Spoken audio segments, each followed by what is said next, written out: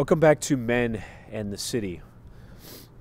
In today's video, we're going to talk about angry men, the elixir that can make or break us. This is going to be, I think, one of the more important videos that I will ever make on YouTube. So if you have 10 or 20 minutes to sit down and listen, I strongly recommend that you do so. In the time that I've been on YouTube as a content creator, which is not all that long, since June, I've seen some quite harrowing comments. Comments that reveal a tremendous amount of anger, frustration, rage, and despair in young men. This is not news to most of you, to anybody that's really paying attention. And unfortunately, a lot of people, especially people of privilege and means and success, they're oblivious to this problem, which is why it's something that we need to talk about. In this video, we're going to talk about how to confront and deal with some of this underlying anger and rage and convert that into productivity, to harness that power, in a sense, to enable the transformation that's going to make all of you into the men that you were destined to be. But that is a very fraught process. It is a very dangerous process because anger is a double-edged sword, as they say. It burns hot. And so when wielded with discipline and purpose, it can be a tremendous weapon in your favor. But when wielded without discipline, without purpose, in a very frantic and emotional way, that fire can set you ablaze. And so in this video, we want to talk about how to avoid that. As far as I can tell, rage or anger is the beginning of the hero's journey. Now, I don't think that that's the case categorically. I don't think that it is always the kickstarter or the ignition for the masculine psychical journey that we call the hero's journey. But I think for the most part it is. Rage, for example, is the first word of the Iliad, which is probably the first seminal mythical piece of literature in the Western world. It's the rage of Achilles that catalyzes the action of that work. And there's a very famous fight between Achilles, who's this mythical warrior, and Hector, who's the champion fighter for the Trojans, in which Achilles says to Hector, there can be no pacts between lions and men. And one way to interpret that is that Achilles has become this primal animalistic rage, but he's done so in such a way that has empowered him on the battlefield. That being said, as we know, Achilles befalls a very tragic end. Another example of this rage that's embedded in a seminal literary character comes from Captain Ahab in Moby Dick. And I want to read to you a brief quote from Herman Melville's book because I think it's powerful and instructive for us in this video. He says, quote, "He, Captain Ahab, piled upon the whale's white hump the sum of all the general rage and hate felt by his whole race from Adam down. And then, as if his chest had been a mortar, he burst his hot heart's shell upon it." The mission for Ahab was this vengeance against the whale. But in the process, you might say that destroyed him. In The Godfather, there's a famous scene between Don Corleone and Michael Corleone, who, over the objections and desires and wishes of his father, becomes his successor, as most of you who have seen the film know. But Don Corleone says to his son, "I've lived my life trying not to be careless." He says, women and children can be careless, but men cannot be careless. And one of the reasons why Don Corleone says that is because of rage. Rage is a part of every man's story in one way, shape, or form. But if not properly controlled, if not harnessed, it can be a force of self-destruction. And so men cannot be careless, as he said. In 1999, I was living in Colorado Springs. And in the spring of that year, something very catastrophic happened that changed the course of this country's history, I think. And that was the shooting at Columbine. Now, I'm not going to go into the details of that. You can read more about that on your own. But at the time that that happened, it was a shell shock to certainly school faculties and students across the United States and probably the world, those that got wind of it, but especially so for us in Colorado. We were only a few hours away from this incident when it happened. And the entire student body was assembled, and the school faculty talked to us about it. And they were deeply concerned about what had happened at this school because they couldn't fathom how young men, and it was 2 young men that committed these horrific acts, could commit such atrocities at such scale and express such deep and dark anger at the society around them. And that was, I think, in many ways, an indicator of the damage that has been done to our society. And of course, as we know, there have only been a series of shootings that have occurred after that. In '99, at the same time, I think it's noteworthy that 2 films came out, both of which are very prominent cult classics in the Manosphere. One is Fight Club, which came out in '99, and the other is The Matrix, which also came out that same year. Both of these films were also communicating that there was something not quite right in American society, that beneath the surface there was trouble to come. It betokened, in many ways, I think, this kind of disequilibrium, the disruption and the friction that we're all now finally beginning to experience in the mainstream. How can we, as men, who in many ways feel legitimate anger at a crumbling society around us, that, as I talked about before, this aggressive imbalance of the genders, this emasculation of masculinity and targeting young men as the enemy. How can we overcome those negative sentiments? How can we overcome circumstances that many of you are living through that are incredibly difficult? Unemployment, meager wages, isolation, a lot of these dark experiences that young men across the United States and the West, I think, are experiencing. Well, I've talked about this concept before, but there's what I call the cave. And I want to read an excerpt from a recent essay that I wrote about the cave, because I think it is the starting point for us collectively as men to try and figure ourselves out and navigate through this ferocious anger that so many of us feel. Quote, "Masculine rage burns hot. Every man feels anger at some point in his life. Some men rage in youth, some in midlife, some throughout.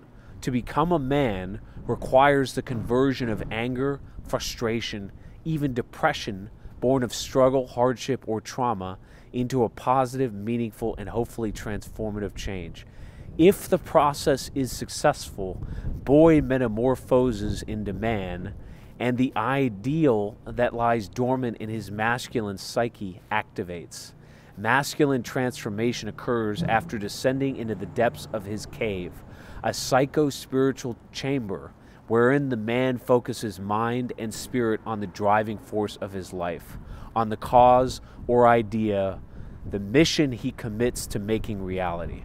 It is here where self-actualization begins." I think there are 4 steps, gentlemen, that you need to focus on to help overcome some of these feelings of anger. The first is ventilation. You know, when I was unemployed, and I went through unemployment or underemployment for years, multiple years, I was so angry about that. I felt not only was I missing out, but that I was flawed in some particular way, that I simply couldn't make it work, that there was something wrong with me. And so I had to ventilate my frustration and my anger. That's so crucial to do, because if you don't ventilate it, if you don't get it out of your system, it's only going to build and compound.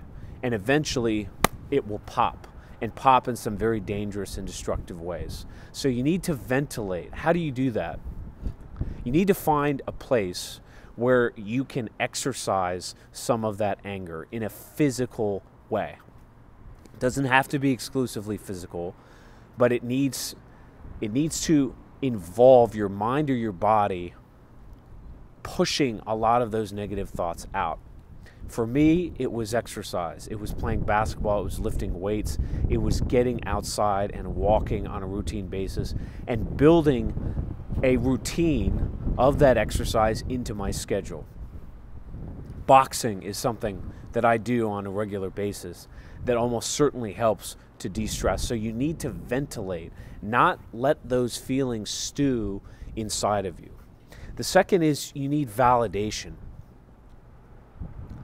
There's a great quote that I want to read to you from a book called Psycho-Cybernetics, which I strongly recommend to all of you. And the author writes this. He says, quote, "The answer to aggression is not to eradicate it, but to understand it and provide proper and appropriate channels for its expression." You need to accept the feelings that you feel. You need to explore those feelings so that you can understand them properly. You need to know why you feel the way that you do. And talking to somebody, it doesn't have to be a therapist at all, but somebody that's going to listen to what you have to say is crucial. It's critical that you do that. And in some cases, gentlemen, it may be yourself that you need to verbalize those things too.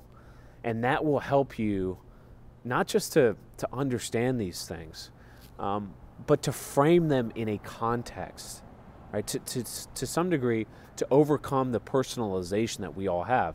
Because it is natural as men to blame yourself, to take full responsibility for what's happening. And there's nothing wrong with that necessarily, but you don't want to push that too far. So you want to validate and understand the feelings of rage and anger that you have.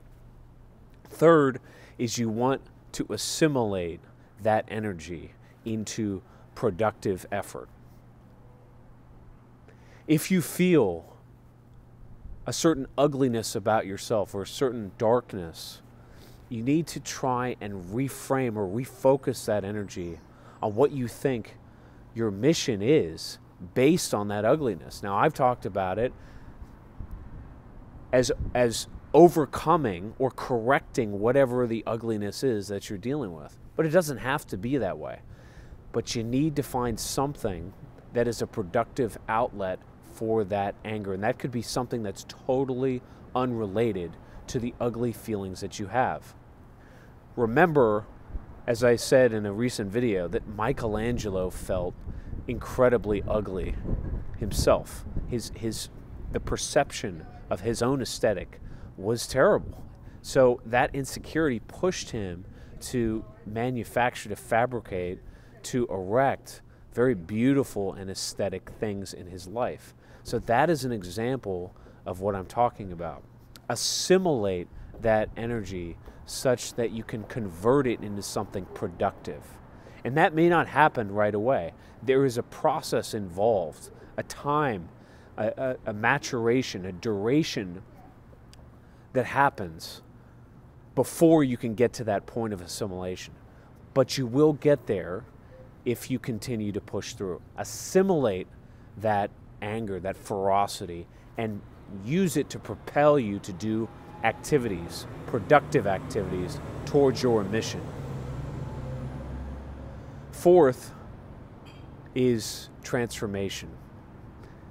Once you have ventilated the anger and the frustration and the despair, and you've validated and understood those feelings and then assimilated that energy, that's when you can really start to transform yourself into that idea that is your mission. And again, this is a time duration. It's not going to happen overnight. But the more you subject your feelings to a disciplined structure, to facing these things as opposed to ignoring them or sidestepping them or burying them under other emotions, the faster that process will come. And remember that the hero's journey is about this process. In other words, this is not necessarily happening to you. It is kickstarting your transformation. And if you try and reframe and think about it from that vantage point, this difficulty that you're going through is a source of empowerment. It will help transform you into the man that you're supposed to be. And once you've gone through that four-step process, the ventilation, the validation, the assimilation, and the transformation, that is the pathway to self-actualization, to realizing who you really are. I want to finish with a couple points about how to maintain a sense of self-esteem throughout this process. Self-belief, gentlemen, is anti-fragile.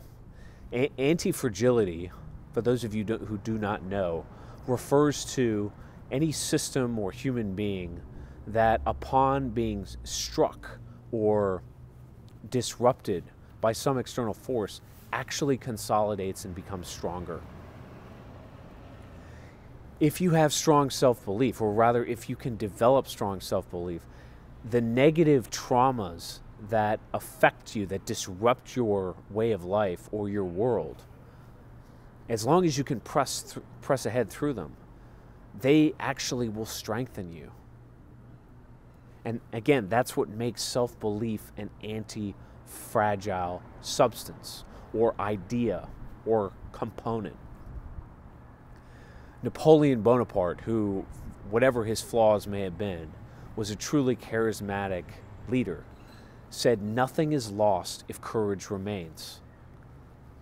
What was often said about Napoleon is that whatever the circumstances may have been, that his self-belief never wavered. And so whatever comes, whether you lose the Super Bowl, as we watched the Niners lose a couple days ago, or you win, ultimately you benefit from that experience one way or another. It will strengthen your core as long as you have strong self-belief, and that makes you anti-fragile. This overall process that angry men are going through, and hopefully converting that anger into transformation, the elixir that is essential as a man to realize the idea that you're supposed to be, to become who you are, is also affecting men as a collective. In other words, this process is unfolding for men as a generation in the United States and the West. We are, as far as I can tell, at this moment still in that ventilation or validation phase.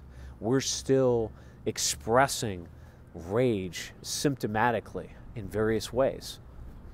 At the same time, however, we're beginning to understand why we feel the way that we do, and that validation is emerging in online communities like the Manosphere, like this YouTube channel. What comes next is that assimilation and then eventually that transformation. And that is what is going to undergird and propel the neo-masculine movement, which ultimately is about transforming and reforming this mess of a society that we find ourselves within.